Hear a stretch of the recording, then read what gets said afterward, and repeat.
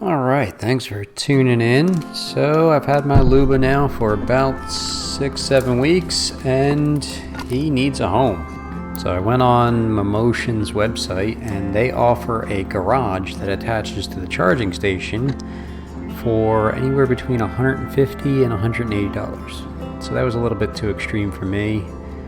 So I went on Amazon and I found this awning. Now there were two different versions. There was one that was made for robotic mowers and that was $230. And then there was this version that was just an awning with no supports for about 40 bucks. So that's what I decided to do. Came shipped flat. You just have to put it together. A couple of polycarbonate sheets with a couple of plastic ends and some metal supports to hold everything together. It really only has like 6-7 components, so it goes together pretty quickly. And once we get all the bottoms set, we just put the top on. Took a little time getting the channel lined up correctly. They don't have a lot of space there for it to move around, so once it does get in there, it really locks it in tight. And then it's just a friction fit. There are no clips or anything, so you just gotta knock it a few times with a hammer and then it holds itself together.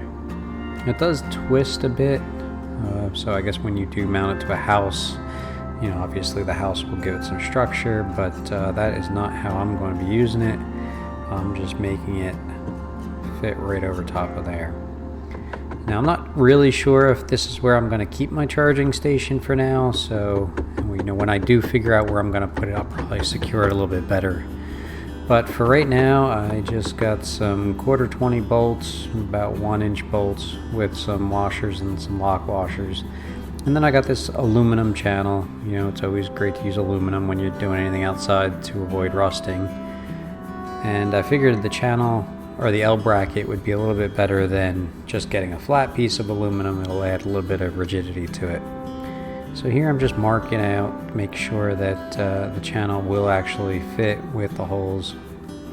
And I'm going to allow it to stick out above the awning by about 1 inch or so, just so I'll have somewhere to tap it down. Here I'm just making sure that the bolts that I got were long enough. And actually, it turns out they were not. I went with 1 inch. I should have probably went with 1.5 inch. And then I'll just punch. And then once that's punched, I'll just be able to drill that out and then mark the same locations on the other side and drill that out as well. Now with everything marked, unfortunately I didn't move the camera, but you get the idea. I just drilled those 2 holes out, lined it up, and made sure I had my lock washer on there so it doesn't fall off. And then I just repeated the process on the other side, making sure everything is tight. So these pieces of aluminum, I think they're 3/16 by 3 feet. So I will have quite a bit to knock in, but it should give make it a nice little stake. So here I just want to center it over, make sure everything is basically covered. And since it is protruding a little bit higher, I just want to get a nice piece of wood to protect it so it doesn't get marred up too much. And then I'll just take turns evenly hitting it. You can see where sometimes I knocked it a little too far on one end and it kind of skewed the awning a little bit, but a couple more taps on either side and it will find its home. And I'm not too worried about it bouncing around because it has plenty of room and it's pretty low to the ground, so it's not gonna grab too much air.